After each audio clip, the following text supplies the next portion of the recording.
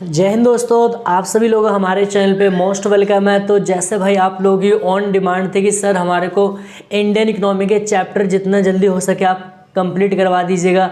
आपने जो हमें कंटेंट पढ़ाया था पहले वो बहुत पुराना है। आप कोशिश करिए कि वहाँ पर जो भी आपको मतलब फर्स्ट टर्म जो आपका फाइनल बोर्ड का एग्ज़ाम 2024-25 के अकॉर्डिंग का जो सिलेबस है उसके बेस पे करवाइए। तो मैंने कहा था चलो कोई नहीं, अगर आप लोग यार यही डिमांड कर रहे हो तो आप लोगों की डिमांड पे ही हम उस पर काम करेंगे। बस आप लोग क्या करो यार, थोड़ा सा हमें भी सपोर्ट करते रहो। आप लोग वीडियो को क्या करो, ज़्यादा से ज़्यादा आप शेयर करो, चैनल को सब्सक्राइब करो, इससे हमें भी मोटिवेशन मिलता है। तो जैसा कि हमने इंडियन इकोनॉमी के 5 चैप्टर को बहुत अच्छे से क्या कवर किया था और जो 1 से 2 पार्ट के अंदर हमने पूरे चैप्टर को समेट लिया था जो हमारा अपडेटेड टॉपिक्स थे। और छठा चैप्टर जो हमने शुरू किया था एलपीजी का, तो आज हमारा क्या छठे चैप्टर का पार्ट 2 है। और जो इससे पहले का जो हमारा फर्स्ट पार्ट था वो आ चुका। अगर आप लोगों ने नहीं देखा तो डिस्क्रिप्शन में आपको लिंक होगा, आप वहाँ से चेकआउट कर सकते हो। और यार देखो, एक बात आप लोगों से मैं ज़रूर कहना चाहूँगा, आप लोग क्या होता है कि हमारे प्लेलिस्ट की ना 3 वीडियो आप कंपलसरी देखो। बार बार आपको हर एक वीडियो में ये सजेस्ट करके जा रहा हूँ। क्यों? क्योंकि ये चीज़ें आपकी रहेगी फाइनल बोर्ड के एग्ज़ाम में बहुत ज़्यादा हेल्पफुल रहेगी। पहली वीडियो आपको कौन सा देखने की, आपके पास अब देखो डेट शीट वगैरह भी आ गई है, तो उस चीज़ को लेके बिल्कुल अलर्ट पॉइंट पे आ जाना है। ठीक है, बिल्कुल अपने आप को अब झोंक देना अपनी मेहनत में, ताकि इस तरह से 2 से 3 महीने आप ये नवंबर दिसंबर आपका जो 2 महीने इस तरह से मेहनत करिए जनवरी तक में, ताकि आपका जो 2025 होना यार बहुत अच्छा रहे, अच्छा रिजल्ट रहे। ठीक है, घर परिवार वाले भी आपके बहुत खुश हो। ठीक है, तो करना है कि आपको सबसे पहले तो आपको 3 महीने की जो हमारी वीडियो होती है, 3 महीने के अंदर सिलेबस को कैसे स्ट्रेटजी बनाना वो, और दूसरा आपको क्या करना, आंसर राइटिंग लिखना, और तीसरा हमें टाइम मैनेजमेंट वाली वीडियो कंपलसरी देखना। ये 3 वीडियो आप कंपलसरी आप लोग देखिएगा। ठीक है, तो आज की वीडियो में हम बात करेंगे, बट इससे पहले मैं आपको थोड़ा सा बता दूं कि फर्स्ट वीडियो मैंने आपको क्या पढ़ाया था। तो उनमें हमने देखा था कि जो फर्स्ट वीडियो होती थी उसमें हमने देखा था कि हमने जो आर्थिक सुधार हमें क्यों लाना पड़ा था। हमारा जो 40 से 45 साल जो हमारा चल रहा था प्रोग्राम, हमने उन प्रोग्राम को ऐसा क्या हुआ हमारे देश में, किन किन चीज़ों के कारण हमने उसको छोड़ दिया। तो मैंने आपको बताया था एलपीजी आवश्यकता क्यों पड़ी। उसके बाद हमने देखा था कि एलपीजी के कितने कंपोनेंट्स होते हैं, कौन कौन से यहाँ पर तत्व होते हैं। तो मैंने आपको पढ़ाया था कि निजीकरण हो गया, उदारीकरण हो गया, वैश्वीकरण, और फिर हमने उसकी डेफिनेशंस को देखेंगे। तो आज हम दोबारा क्या होता है अपना उसी टॉपिक पर लौटेंगे जहाँ पर हम क्या था उदारीकरण का जो कंसेप्ट हमारा वहाँ पर था। क्योंकि इस पूरे ओवरऑल चैप्टर में क्या होता है उदारीकरण का कंसेप्ट सबसे तगड़ा है और सबसे धाकड़ है, कह सकते हो सबसे ज़्यादा पेपर में पूछा जाता है। कह रहे हो आप मानोगे नहीं, कह रहे हो एक एक पॉइंट्स आपको मैं यहाँ पर डिटेल के साथ पढ़ाऊंगा। आप लोग वीडियो को बिल्कुल भी स्किप नहीं करना, वीडियो को शुरू से लेकर लास्ट तक का आपको देखना है। तो अब बात करते हैं हम यहाँ पर, ठीक है, उदारीकरण से संबंधित किए गए सुधार। अब सबसे पहले सभी बच्चे जो वीडियो देख रहे हैं वीडियो को एक बार लाइक कर दो। उदारीकरण की डेफिनेशन कमेंट सेक्शन में लिख के दिखाओ। ठीक है, उदारीकरण की डेफिनेशन लिख के दिखाओ और फिर उस बच्चे का रिप्लाई दूंगा कि हाँ भाई किसने बहुत अच्छे से डेफिनेशन यहाँ पर लिखी है। क्लियर है? तो उदारीकरण का, ठीक है, उदारीकरण का सीधा सा मतलब क्या होता है यहाँ पर कि जब क्या कहते हैं सरकार के द्वारा क्या होता है कि जितने भी प्रत्यक्ष और अप्रत्यक्ष जो भी प्रतिबंध होते हैं उस प्रतिबंधों को हटा देना ही क्या कहा गया था यहाँ पर उदारीकरण। ठीक है, तो अब हम बात करते हैं कि जो आखिर में लिबरलाइजेशन था उसके द्वारा कौन कौन से हमने सुधार किए थे। तो हमने इसमें बेसिकली अगर हम बात करेंगे कितने, ठीक है, 1 2 3 4, हमने इसमें क्या 4 सुधार किए थे, लेकिन कई बुकों में इसमें 5 बताया गया। बट आपको कंफ्यूज नहीं होना है, मैं कह रहा हूँ वही टॉपिक पढ़ना जो हमारे को एग्जाम के पॉइंट ऑफ व्यू से बहुत ज़्यादा इंपॉर्टेंट होगा। तो एक एक पॉइंट्स को हम पहले यहाँ पर कवर करते हैं। पहला पॉइंट हमारा कह रहा है कि औद्योगिक क्षेत्र संबंधित सुधार। ठीक है, अब यहाँ पर देखो कोई चीज़ हमारी सुधार क्यों कर रहे हैं, कोई ना कोई प्रॉब्लम क्रिएट रही होगी, कोई ना कोई दिक्कतें आई होंगी, तभी जाके हम यहाँ पर क्या कर रहे हैं रिफॉर्म करना शुरू कर दे रहे हैं, उसमें मतलब सुधार लाना हम शुरू कर रहे हैं। ठीक है, तो पहला क्या था औद्योगिक क्षेत्र संबंधित सुधार। अब आप लोग सोचो, थोड़ा सा वीडियो देख कर वीडियो को थोड़ा सा होल्ड करिए, रोको, उसको पॉज करो, उसके बाद थोड़ा सोचो कि इंडस्ट्री सेक्टर में ऐसा क्या हुआ था जो हमें इंडस्ट्री सेक्टर को सुधारना पड़ा। तो आप लोगों को याद आएगा भाई कि 1956 में एक हमने पॉलिसी अडॉप्ट की थी। उस पॉलिसी में 3 बातें कही गई थी। पहला उद्योगों का वर्गीकरण, दूसरा औद्योगिक लाइसेंसिंग, तीसरा औद्योगिक रियायतें। तो वहाँ पर पहला पॉइंट तो चलो ठीक है, कोई उसमें भी कुछ ना कुछ कमी थी। क्यों? क्योंकि ये बताया गया था जितनी भी हमारी बड़ी जितनी बड़े स्केल की इंडस्ट्री होगी उस पर पूरी की पूरी जो अथॉरिटी रहेगी वो किसकी रहेगी भाई, गवर्नमेंट की रहेगी।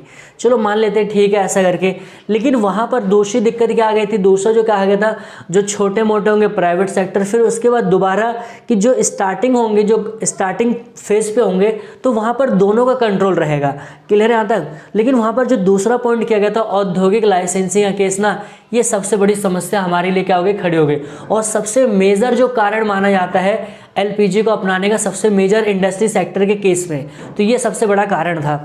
तो पहले हम बात करेंगे औद्योगिक क्षेत्र में समय, इसमें क्या गया, तो औद्योगिक लाइसेंसिंग का उन्मूलन कर दिया गया। अभी मैंने आपको क्या बताया था, वहाँ पर क्या बात कही गई थी कि भाई ठीक है आप क्या करोगे अभी, ठीक है आप क्या करोगे वहाँ पर कि अगर इंडस्ट्री को आपको इस्टेब्लिश करना है तो आपको लाइसेंस लेना पड़ेगा, और अगर आपको प्रोडक्शन को बढ़ाना है तो ये दोनों समस्याएं कहते हैं हमारे लिए सबसे बड़ी डिफिकल्टीज क्रिएट करके गई। तो इसी के चलते क्या होता है, हमने 1991 में जो पॉलिसी अपनाई थी एलपीजी, तो लिबरलाइजेशन के द्वारा हमने सबसे पहले क्या किया, जो लाइसेंसिंग का प्रोसेस था वो हमने क्या कर दिया, पूरी तरह से इकोनॉमी से हटा दिया। बट क्वेश्चन क्या है कि सिर्फ 4 से 5 इंडस्ट्री को छोड़कर अगर आप इस प्रकार की इंडस्ट्री का रन करना चाहते हो, उसके लिए आपको लाइसेंस लेना पड़ेगा।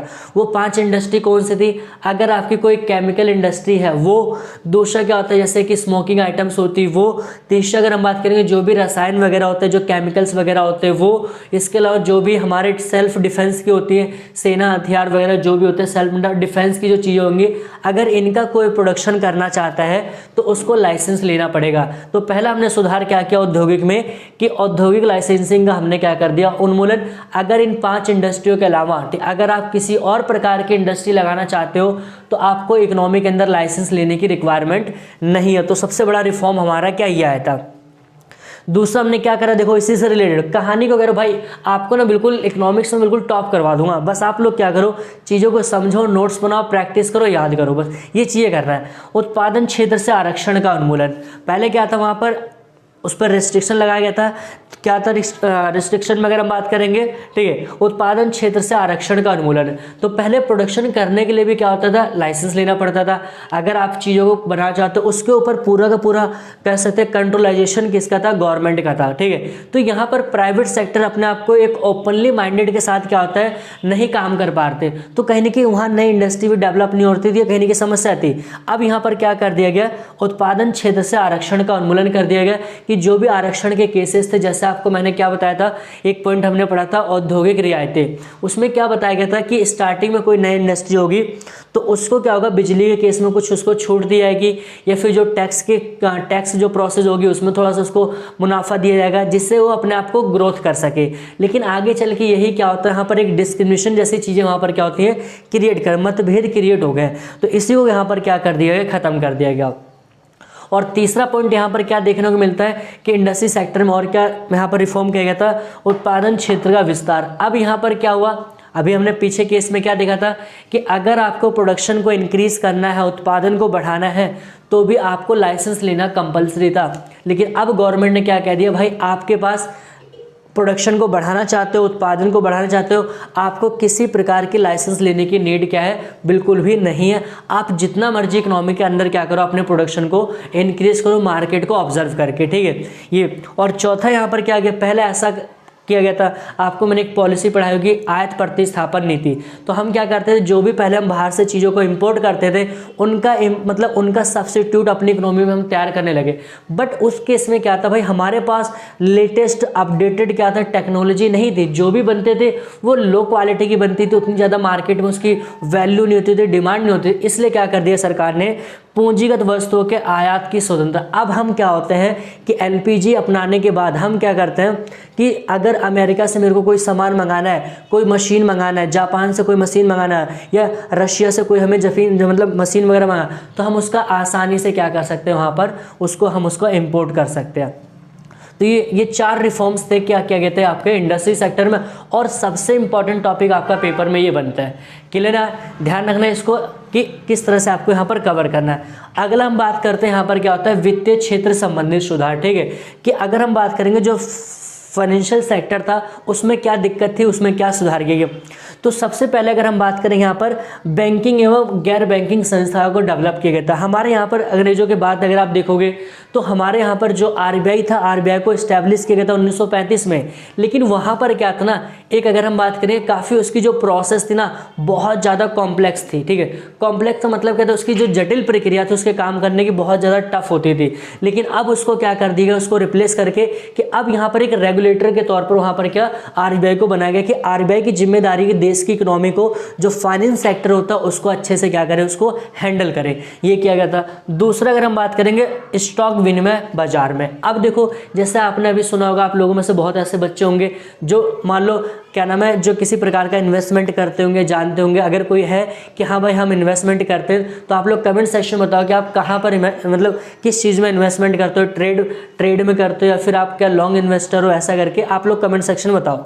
तो आपने नाम सुनोगे यहाँ पर बोर्ड ऑफ एक्सचेंज, ठीक है, BSE, BSE और दूसरा NSE आपने सुना होगा, नेशनल स्टॉक एक्सचेंज। ठीक है, तो ये पहले नहीं थे लेकिन उतने ज़्यादा एक्टिव नहीं थे, तो इसमें भी सुधार लाया गया था। इनको क्या होता थोड़ा सा एक्टिवली यहाँ पर काम इनसे फंक्शन करवाया गया था। इसके अलावा विदेशी विनिमय बाजार, विदेशी विनिमय बाजार पहले क्या होता था कि जो यहाँ पर ये जो विदेशी विनिमय बाजार जो कंट्रोल होता था किसके द्वारा, आरबीआई के द्वारा। जो भी प्राइस होता था, जो प्राइस का फ्लक्चुएशन वगैरह होता था कि प्राइस बहुत ज़्यादा बढ़ाना है या घटाना है, वो पूरी अथॉरिटी किसके अंडर में आती थी, आरबीआई के अंडर में। ठीक है, लेकिन अब यहाँ पर क्या कर दिया गया कि जो भी विदेशी विनिमय बाजार होगा उसके अंदर जो भी चीजें होंगी थी वो किसके द्वारा कंट्रोल होंगी, वो मार्केट पावर के द्वारा। मार्केट के दो पावर होती है, डिमांड एंड सप्लाई के द्वारा। जिस चीज की डिमांड और सप्लाई के इसमें मार्केट, वहां सारी की सारी चीजें क्या होंगी, डिसाइड होंगी। तो यहाँ तक आगे हम देखते हैं राजकोषीय में क्या काम किए गए थे।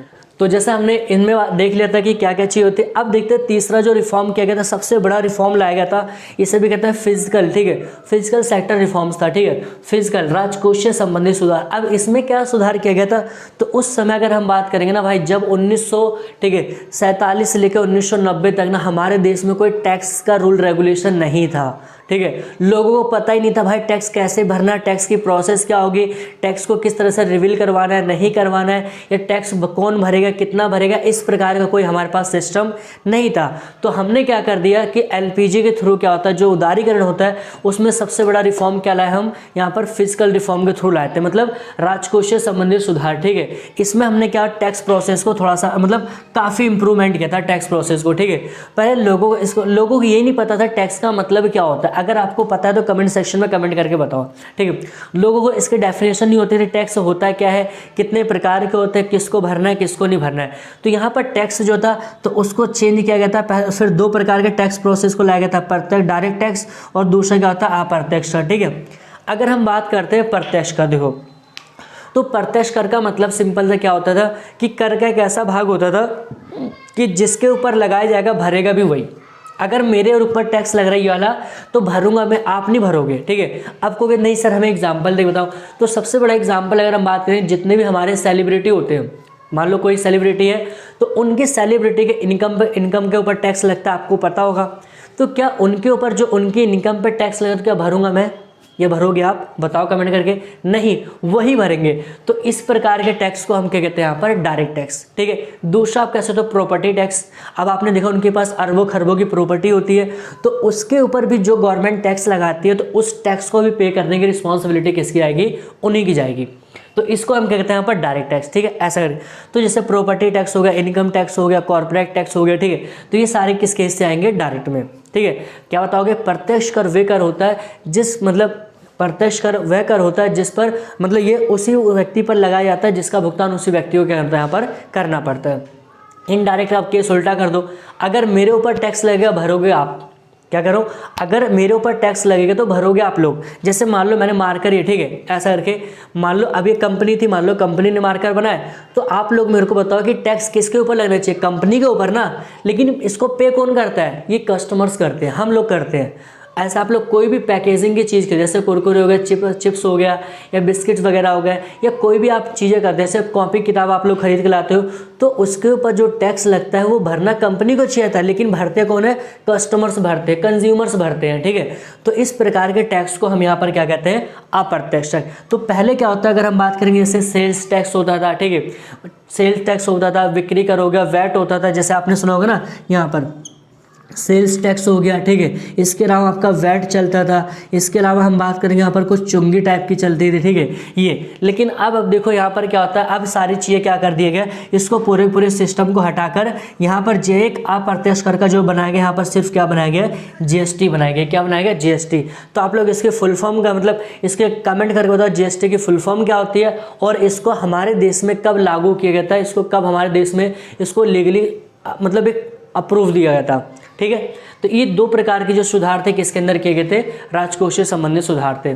अगर हम उसके बात करते हैं बाहरी क्षेत्र संबंधी सुधार में क्या किया गया था, ये काफ़ी बड़ा रिफॉर्म्स था, ठीक है इसको। तो इसमें क्या था, देखो इंडिया की हालत काफ़ी बुरी थी। हमने एक पॉइंट पढ़ा था, विदेशी मुद्रा भंडार में क्या था, कमी। एलपीजी का मैंने आपको फर्स्ट वीडियो में आपको पढ़ाया था। तो वहाँ पर क्या था, विदेशी मुद्रा भंडार में कमी, मतलब हमारे देश के पास क्या था, जो फॉरेन करेंसीज होती है, जो फॉरेन रिजर्व था वो बिल्कुल भी क्या था, नहीं था। तो उस केस में हमने क्या सोचा, हमारे देश के नेताओं ने, कि अब हमारे को देश में अपने पैसे को क्या करना है, इंक्रीज करना, फॉरेन रिजर्व मतलब बाहर का पैसा हमारी इकोनॉमी के अंदर आए, ठीक है। तो इसके लिए हमें कुछ इंप्रूवमेंट करना पड़ा। तो सबसे बड़ा रिफॉर्म ने क्या कर दिया कि जो हमारा इंडियन जो पैसा था, जो इंडियन पैसा था, उस पैसे का हमने क्या कर दिया, उसको अवमूल्यन कर दिया। अवमूल्यन का मतलब क्या होता है, उसकी वैल्यूज को हमने क्या कर दिया, यहाँ पर डाउन कर दिया था। क्या कर दिया था, उसकी जो वैल्यूज होती है हमने उसको वैल्यू मतलब आप कह सकते हो अवमूल्यन एक ऐसी प्रक्रिया होती है जिसके द्वारा किसी देश की सरकार द्वारा अपने देश की मुद्रा के मूल्य को जानबूझकर क्या कर दिया जाता है, गिरा दिया जाता है, ठीक है। अब इससे हुआ, गिराने का मतलब क्या था कि इससे क्या हुआ कि हमारे यहाँ पर पैसा आने लगा। आपको सर हम एग्जाम्पल देखें तो मान लेते जैसे कि पहले क्या $1 था, ठीक है। $1 क्या होगा, हमारे को 70 रुपये की देना पड़ता है, ठीक है। क्या होता है, $1 हमारे को 70 रुपये। लेकिन अब क्या कर दिया गया कि $1 का जो था $1 उसको क्या कर देगा 80, क्या कर दिया गया 80। मतलब अब ये उनके नज़रिए से देखो कि वो लोग $1 खर्चा करेंगे, पहले $1 खर्चा करके हमारे यहाँ से 70 रुपये का सामान लेते थे। लेकिन अब वो लोग क्या करेंगे, $1 ही खर्चा करेंगे, लेकिन उनको सामान कितना मिलेगा, 80 रुपये का। तो इससे क्या होगा, वो लोग हमारी कंट्री में बाहर के जो बंदे होंगे, फॉरेनर जो होंगे, हमारी कंट्री में इन्वेस्टेड होंगे, इन्वेस्टमेंट करेंगे, यहाँ से चीज़ों को इम्पोर्ट करवाएंगे। तो इस कारण क्या होगा, हमारे देश में क्या होगा, यहाँ पर जो फॉरेन करेंसी होगी ज़्यादा से ज़्यादा उसका स्टॉक क्या होगा, लगातार यहाँ पर बढ़ेगा, ठीक है। तो ये स्पेशली क्या होता है, अगर हम बात करते हैं कि उदारीकरण के द्वारा जो 4 सबसे इंपॉर्टेंट जो रिफॉर्म्स लाए गए थे वो, और इसमें सबसे खास जो था आपका ये, उसके बाद हम राजकोषीय और तीसरा में ये करेंगे, ठीक है। ये ध्यान रखना। और फिर इस वीडियो में हम आगे देखते हैं कुछ टॉपिक्स को, और हम क्या क्या कवर करते हैं उसको आगे देखते हैं। तो जैसा कि हमने देखा था कि उदारीकरण के द्वारा ऐसे 4 बड़े जो रिफॉर्म्स किए गए थे, उसमें क्या क्या पॉइंट्स थे, किस किस तरह से चीज़ों को रिफॉर्म किया गया था। अब एक इकोनॉमी को हमें एक नया चेहरा देने की ज़रूरत थी, ठीक है। तो ये हमने सारे के सारे सुधार देखे थे। उसके बाद फिर मैंने आपको देखो जो फर्स्ट पार्ट था एलपीजी का, उसमें हमने क्या देखा था कि निजीकरण का मतलब क्या होता है। लेकिन आज की जो वीडियो है हम इसी में थोड़ा सा और जानने को समझेंगे कि निजीकरण जो होता है उसका हमारे को फ़ायदा क्या हुआ, उसका नुकसान क्या हुआ। फिर एक टॉपिक हमें पढ़ना है विनिवेश, जिसको हम डिसइन्वेस्टमेंट कहते हैं। तो पहला टॉपिक हमारे को यहाँ पर समझना है कि निजीकरण के लाभ एवं हानियाँ, ठीक। अब देखो जब कोई देश, कोई भी कंट्री अपने क्या होता है, निजीकरण का मतलब क्या होता है कि जब किसी देश की गवर्नमेंट के द्वारा अपने कुछ सेक्टर को, कि अपने कुछ पर्टिकुलर सेक्टर को प्राइवेट सेक्टर के हाथों में क्या ट्रांसफ़र कर दिया जाता है, तो उसी प्रोसेस को हम यहाँ पर क्या नाम देते हैं, निजीकरण देते हैं। तो अब मान लेते हैं कि हमारे देश के अंदर क्या कर दिया गया था, जैसे मैंने आपको अच्छा सा एग्जाम्पल लिया था जो कि BSES का एग्जाम्पल था, ठीक है। मान लेते हैं कि गवर्नमेंट ने क्या कर दिया, किसी चीज़ का प्राइवेटेशन कर दिया। तो अब हम ये देखते हैं भाई कि अगर किसी गवर्नमेंट के द्वारा किसी चीज़ का प्राइवेटेशन किया जाता है तो उससे क्या हमारे को बेनिफिट्स होते हैं, क्या फ़ायदा होता है, क्या नुकसान होता है, वो हमें समझना है। 3 नंबर के टॉपिक पेपर में आपको पूछा जा सकती है। ये सारे इस बार के रहेंगे लेटेस्ट क्वेश्चन, आप लोग वीडियो को पूरा देखिएगा, ठीक है। तो पहला है क्या यहाँ पर समझना है कि निजीकरण के लाभ एवं हानियाँ, कि हम देखते हैं निजीकरण अगर हम करते हैं, हमारे देश के द्वारा जो निजीकरण किया गया था उससे हमारे को क्या बेनिफिट्स हुए। तो पहला बेनिफिट क्या हुआ, सामाजिक हितों की उपेक्षा तथा लाभ के उद्देश्य से प्रेरित होना। देखो जब भी कोई भी सेक्टर क्या होता है, ठीक है, किसी भी सेक्टर का गवर्नमेंट के थ्रू, ठीक है, निजीकरण किया आता है तो उसका मेन मोटिव्स क्या होता है कि वहाँ पर प्रॉफिट को मैक्सिमाइजेशन करना, ठीक है, मैक्सिमम प्रॉफिट होना चाहिए। लेकिन वहाँ पर जो सोशल वेलफेयर था उसको क्या कर दिया गया, उसको थोड़ा सा डिस्करेज किया गया था, उसको प्रोत्साहन नहीं दिया गया। ये कह सकते हो फायदा भी होता है यहाँ पर, ठीक है, कि कहीं ना कहीं जो हमारे देश में जो प्रॉफिट्स होते हैं, प्रॉफिट क्या होगा, बहुत ज़्यादा क्या होता है, गेन होता है। दूसरा अगर हम बात करेंगे, अगर हमारे देश के अंदर क्या होता है, गवर्नमेंट मतलब प्राइवेटेशन करती है तो उससे बेनिफिट क्या होता है, आधुनिकीकरण को प्रोत्साहन मिलता है। आधुनिकीकरण का मतलब क्या होता है, मॉडर्नाइजेशन जिसे कहते हैं। इसका सीधा सा मतलब क्या होता है कि हमारे देश के अंदर जिन चीज़ों का प्रोडक्शन होता है तो उस प्रोडक्शन के अंदर अगर हम बात करेंगे तो यहाँ पर क्या होगा कि जो भी मशीन वगैरह का मतलब मशीन वगैरह का जो रोल होगा वो क्या हो जाएगा, बढ़ जाएगा। यहाँ पर जैसे कोई भी चीज़ है, पहले हम क्या होता था, दो प्रकार की टेक्निक होती थी। एक आपने सुना कैपिटल इंटेंसिव टेक्निक, दूसरा हमारा क्या था, लेबर इंटेंसिव टेक्निक, मतलब श्रम प्रधान तकनीक और पूंजी प्रधान तकनीक। तो आधुनिकीकरण करने से क्या होता है कि हमारे प्रोडक्शन में क्या होता है, मशीनों का योगदान क्या होता है, बढ़ जाता है, जिससे क्या होता है देश मतलब प्रोडक्शन का लेवल बढ़ता है, और प्रोडक्शन के लेवल बढ़ने से क्या होता है, हमारे देश की ग्रोथ क्या होती है, वो शुरू हो जाती है। तो ये भी एक प्रकार का क्या होता है कि निजीकरण के क्या होते हैं, फायदे होते हैं। इसके बाद उत्पादन में विविधीकरण होता है, मतलब कि प्रोडक्शन होता है। अब सोचो कि आधुनिकीकरण कर दिया, अब प्राइवेट सेक्टर हो गया, तो आपने देखा होगा जो प्राइवेट सेक्टर होंगे ना, वो मल्टीपल चीज़ों का प्रोडक्शन कर सकते हैं एक टाइम पे, एक पर्टिकुलर प्लेस पे, ठीक है। तो विविधीकरण का मतलब क्या होता है, जो प्रोडक्शन होता है, तो मान लो किसी सेक्टर का हमने क्या कर दिया, उसका प्राइवेटेशन किया, तो उस सेक्टर के द्वारा अपने प्रोडक्शन के अंदर डाइवर्सिफिकेशन लाया जाएगा। डाइवर्सिफिकेशन का मतलब क्या होता है कि अलग अलग प्रकार की अलग अलग वैरायटीज़ की जो चीज़ें होंगी उसको क्या करेंगे, उसको प्रोड्यूस करेंगे। अब वो जो प्रोड्यूस होगी तो हमारे देश में क्या होगा, प्रोडक्शन का लेवल क्या होगा, ऑटोमेटिक क्या होगा, बढ़ेगा। तो ये भी हम कह सकते हैं कि जो निजीकरण होता है उसका एक अच्छा बेनिफिट होता है। और उपभोक्ताओं की प्रभुसत्ता को प्रोत्साहित करना। अब यहाँ पर देखो क्या होता है कि जो प्राइवेट सेक्टर होता है उसका मेन मोटिव क्या होता है, मार्केट को बहुत अच्छे से क्या करते हैं, एनालिसिस करते हैं। मार्केट को क्या होता है, सबसे पहले कंज्यूमर्स होते हैं, कंज्यूमर्स उनके बिहेव को चेक करते हैं, वो किन चीज़ों की ओर ज़्यादा मतलब अट्रैक्टिव हो रहे हैं, तो उनके मोटिव्स को पकड़ते हैं। उन कंज्यूमर का मार्केट में मोटिव्स क्या है, वो किन चीज़ों की ओर उनका इंटेंशन ज़्यादा है। तो यहाँ पर कह सकते हो निजीकरण क्या होता है, उपभोक्ता की प्रभुसत्ता को प्रोत्साहित करते हैं कि मार्केट में उन्हीं चीज़ों को अपडेट करते लाते हैं जो एक कंज्यूमर के द्वारा बहुत ज़्यादा क्या कंज्यूम करने के चांसेस बढ़ जाते हैं। तो इससे क्या होता है, मार्केट में जो चीज़ें होती है, मार्केट में प्रोडक्शन का लेवल बढ़ता है, हमारे देश की जीडीपी वगैरह बढ़ती है, नेशनल इनकम वगैरह बढ़ती है। तो ये बट अब इसके साथ साथ देखो, अगर हम प्राइवेटेशन करते हैं ना तो हमारे को कुछ यहाँ पर क्या नुकसान से भी होने के चांसेस रहते हैं। तो पहले अगर हम बात करेंगे, सार्वजनिक क्षेत्र उद्यमों का निजी क्षेत्रों के हाथों में विक्रय हो जाता है। तो यहाँ पर क्या होता है कि जो गवर्नमेंट अथॉरिटी होती है ना, अब वो क्या होती है, पूरी तरह से क्या होती है, वो प्राइवेट सेक्टर के हाथों में क्या चली जाती है। मतलब कि सार्वजनिक जो चीज़ें होती है, जो प्राइवेट गवर्नमेंट की जो चीज़ें होती है, तो उसका क्या कर दिया जाता है, उसका हम बात करेंगे यहाँ पर कि जो उसको विक्रय कर दिया था किसको, प्राइवेट सेक्टर को। अभी जैसे हाल फिलहाल में कुछ साल पहले ऐसे न्यूज़ वगैरह आई थी कि जितनी भी हमारे हेरिटेज होती है, जैसे आपने लाल किला कह सकते हो, ताजमहल वगैरह ऐसा करके, ठीक है, तो ऐसा गवर्नमेंट के द्वारा अनाउंस किया गया था। गवर्नमेंट ने इन चीज़ों को भी क्या कर दिया, इसका प्राइवेटेशन कर दिया। अब प्राइवेटेशन का मतलब क्या है कि अब इनके ऊपर जो हमारी ऐतिहासिक जो चीज़ें, ऐतिहासिक जो हमारी धरोहर है, ठीक है, तो उन पर क्या हो गया, प्राइवेट सेक्टर का। तो प्राइवेट सेक्टर अपने हिसाब से करेगा। अब मान लो कुछ प्लेस पे क्या होता है, वहाँ पर फ्री ऑफ कॉस्ट एंट्री होती थी, लेकिन प्राइवेट सेक्टर क्या करेगा, वहाँ पर फीस चार्ज करेगा।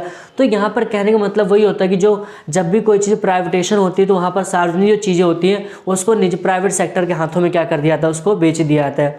ये थोड़ा सा नुकसानदायक होता है। दूसरा कहना है समाज के अन्य वर्गों की अवहेलना की जाती है यहाँ पर। अब देखो यहाँ पर जो प्राइवेट सेक्टर जब एंट्री करेगा तो उससे कोई फ़र्क नहीं पड़ता कि सोसाइटी में जो एक पार्टिकुलर जो एक आम इंसान है उसके जीवन पर क्या असर पड़ेगा उससे कोई मतलब, वो उन्हीं चीज़ों को टारगेट करेगा जिससे मार्केट में उसको एक अच्छा मुनाफा हो, अच्छा बेनिफिट हो। समाज का जो अदर वर्ग होता है, जो अदर कैटेगरी होती है, उनका नुकसान हो रहा, फ़ायदा हो रहा, इट डजेंट मैटर, ये उनसे कोई मतलब नहीं होता।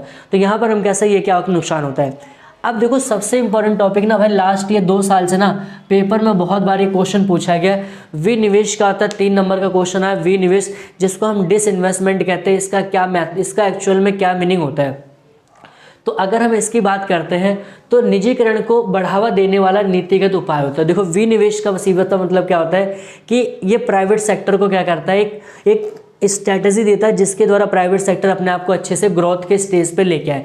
मतलब कहने का कि गवर्नमेंट की चीज़ें क्या होती है कि प्राइवेट सेक्टर को दिया। अब प्राइवेट सेक्टर की रिस्पॉन्सिबिलिटी होती है कि अब वहाँ पर अच्छे से ग्रोथ को करे, क्योंकि वहाँ पर अथॉरिटी मिल चुकी है उनको। तो ये कहने के जो विनिवेश होता है निजीकरण के उपायों को क्या करता है, नीतिगत जो उनके उपाय होते हैं उसको बढ़ावा देता है। और अगला हम पॉइंट बात करेंगे सार्वजनिक उद्यमों के शेयरों का निजी निवेशकों को विक्रय कर देना। अब देखो, जब भी विनिवेश कभी होता है, डिसइन्वेस्टमेंट किया जाता है, तो यहाँ पर सिंपल सी बात करेंगे, जो गवर्नमेंट के शेयर्स होते हैं, जो गवर्नमेंट पब्लिक जो सेक्टर होता है उसका जो शेयर होता है, तो उस शेयर का जो हम सब मतलब उसका पार्टिसिपेट करवा दिया जाता है उसमें। अगर हम बात करेंगे, पार्टीशन करते हैं किसमें, प्राइवेट सेक्टर के द्वारा, मतलब उसमें एक तरह का कह सकते हो वहाँ पर कॉम्प्रोमाइज़ कर लेते हैं कि कुछ जो गवर्नमेंट के शेयर होंगे वो किसको दे देते हैं, प्राइवेट सेक्टर को, ठीक है। उसी को हम कहते हैं यहाँ पर विनिवेश होता है। इसके अलावा इससे क्या और होता है, आधुनिकीकरण का सुविधाजनक होना। अब विनिवेश करते हैं, विनिवेश का मतलब क्या है कि अब एक किसी कोई एक पर्टिकुलर गवर्नमेंट का सेक्टर था, हमने प्राइवेट सेक्टर की एंट्री करवाई, तो उससे क्या होगा, प्राइवेट जब बाहर से कोई कंपनी आएगी, बाहर से कोई इन्वेस्टर्स आएगा, तो वो अपने द्वारा क्या होता है वहाँ से कोई ना कोई टेक्नोलॉजी लेके आएगा, कोई ना कोई वहाँ पर नई चीज़ें लेके डेवलप करेगा।